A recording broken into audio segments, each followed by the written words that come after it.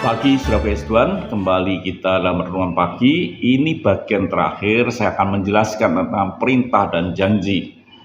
Dan bagian terakhir ini saya akan sampaikan begini, bahwa bagaimana kalau perintah Tuhan tidak dilakukan, otomatis janji Tuhan tidak akan pernah sampai di dalam hidup kita.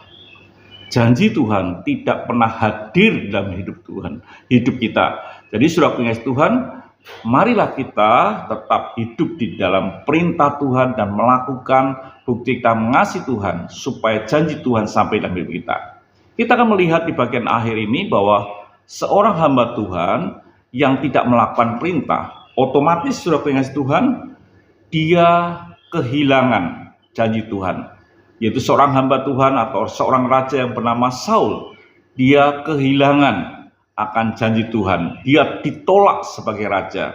Dikatakan Samuel 15 ayat yang ketiga, jadi pergilah sekarang, kalahkanlah orang Amalek, tumpaslah segala yang ada padanya, dan janganlah ada belas kasihan kepadanya. Bunuhlah semua laki-laki maupun perempuan, anak-anak maupun anak yang menyusui, lembu maupun domba, unta maupun keledai. Ini perintah Tuhan secara jelas. Artinya Tuhan memerintah kepada Saul untuk menumpas semuanya, tidak ada sisa. Ini yang Tuhan perintahkan, bukan apa yang Saul lakukan. Lalu Saul memukul kalah orang Amalek mulai dari Havilah sampai ke Shur yang di sebelah timur Mesir. Betul-betul ada kekuatan Allah, penyertaan Tuhan di mana Saul bisa mengalahkan. Tapi ada bagian yang betul-betul menyebabkan Saul ditolak karena dia tidak melakukan seperti yang Tuhan perintahkan. Dikatakan, tetapi Saul dan rakyatnya itu menyelamatkan Agab dan kambing domba dan lembu-lembu yang terbaik dan tambun, pula anak domba dan segala yang berharga. Tidak mau mereka menumpas semuanya itu, tetapi segala hewan yang tidak berharga dan yang buruk itulah yang ditumpas mereka. Ternyata Saul tidak melakukan seperti yang diperintahkan Tuhan. Inilah yang menyebabkan Saul ditolak menjadi raja.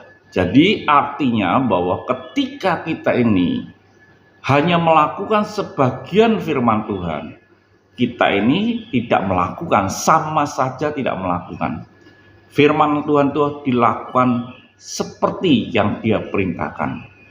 Lalu firman-Nya dikatakan ayat berikutnya, aku menyesal karena aku telah menjadikan Saul raja, sebab ia telah berbalik daripada aku dan tidak melaksanakan firman-Ku.